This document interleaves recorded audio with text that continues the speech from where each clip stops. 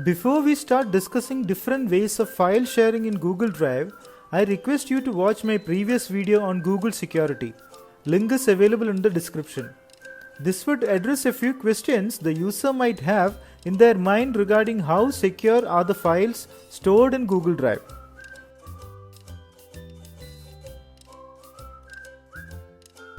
I know few of you have another question also in mind. Why do we need to store files in Google Drive when my phone storage and my computer is safe and private for storing my files?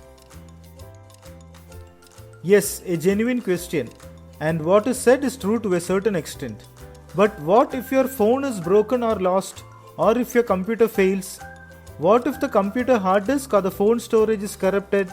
All your data is gone, right? When you have the files in cloud storage like Google Drive, the files are stored in secure data centers and are accessible from anywhere in the world. So, you can access it from any device even when your primary device fails. Now that your doubts on cloud storage are cleared, let us come back to sharing files and folders. There are so many ways in which files in Google Drive can be shared among users. We will discuss a few of them here. See this icon with man's face? This icon says that the file or folder is shared with one or multiple users. Share the file or folder, click on the file or folder which you want to share and click on the share icon on the top. You can also right click on the file and click share. This also opens the share window. You can also use the shortcut by clicking on the file and typing full stop from the keyboard. The sharing window shows the list of users to which the file is already shared. Type the email ID of the user to whom you have to further share the file in the text box where it is written add people and groups and click send. The file gets shared with the user and the user gets an intimation on his mail.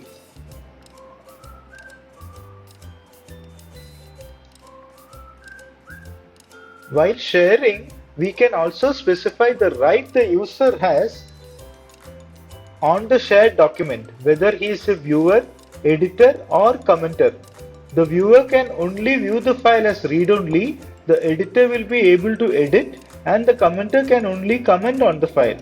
Among these three, the editor has maximum permission on the file. Click on the settings icon to specify further permission available to the user. Click on the option to make it available and untick for disabling the permission. The first option will allow the user to change the permission and share the files again. Second one will allow the user with view permission to see the comments, download, print and files. You can also add a message while sharing the file so the recipient users understand what is being shared and what is expected to be done with the shared file. Get link or copy link option can be used if the user wants to share the file by sending the link through mail or sharing through some other application. Clicking on this copies the link into the clipboard and can be pasted into the application through which we need to share the link. If we do not give permission to the user while sharing the link, the user can send a request for it while opening the link. While generating the link for sharing, in the general access area, we can specify who can access the file with the link. If it is selected as anyone with the link, then the person getting the link will get the assigned permission on the file without further requesting for permission. It is not safe to do so because anyone on the internet will be able to open the file with the link generated. It is always safe to keep restricted access so that only email IDs with access will be allowed to access the file even with the link. Another way of sharing files is sharing the file as PDF. There are several ways in which the files can be shared as PDF with different users. Last time when I published a video on this, many of my friends had a doubt. Why and when we will need this? We can always send mail as PDF. Then why to share the link as PDF?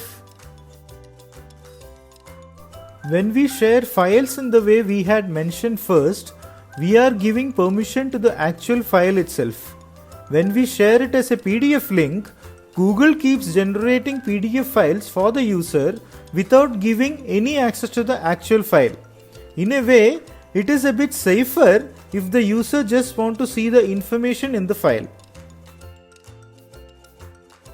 Secondly, we have the option to send the file as PDF attachments, but then the user will get only the copy of the file as it was updated when the mail was sent. He will not be able to see the updates on the file that happens afterwards. On the other hand, if the file is shared as a link downloadable as PDF, the user will get the latest updated file whenever he downloads the file through this link. Hope this makes the picture clear. Now we will see how to make the link for PDF downloads. To make the link for PDF download, firstly copy the link of the file to be shared and paste it on some editor. Let us say this is the file I want to share. I'll take share window, I'll copy the link and paste it into document so that it is legible for you. Change the portion from edit to export format equal to PDF. Now copy this link and send to the user to whom we have to share the file. Let us see how he gets the file. Now when he clicks the link opens and he gets a PDF download. Okay, now this is the PDF the user gets. Now let us see what he gets when I am updating the file.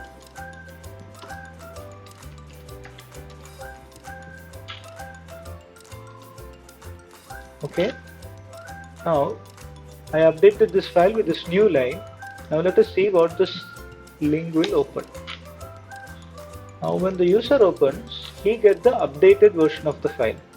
So when you share the file as a PDF link, whenever the user downloads the file from the link, he will get the latest updated version of the file. Let us imagine we have few files in different folders and we want to share these files with a group of users who will be working on them. Normally, we will create all these files in one folder and give edit permission and share it with all the users.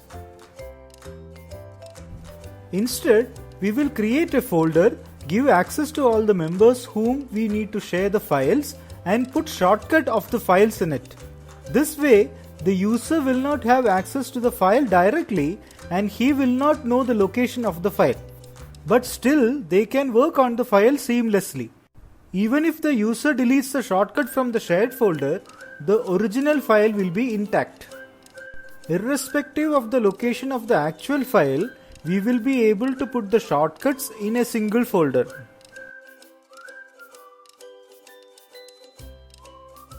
For this, we will create a folder to share and give access to all members whom we need to share the files.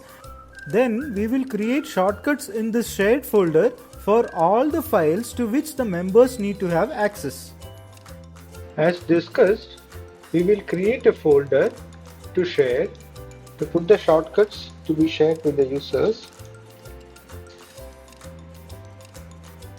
and I'll give access to the users who will be using this shared files.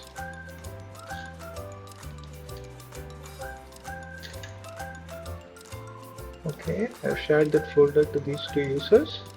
Now I'll go to the folder where I have the files to be shared and I'll click on the file, press Option button in Apple or Control button in Windows and drag the file into the folder where I have shared it with the users.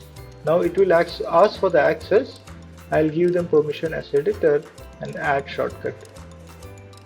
Now I'll go to the next folder where I have the other file. Click on that, press Option and to share. Again it will ask for creating the shortcut.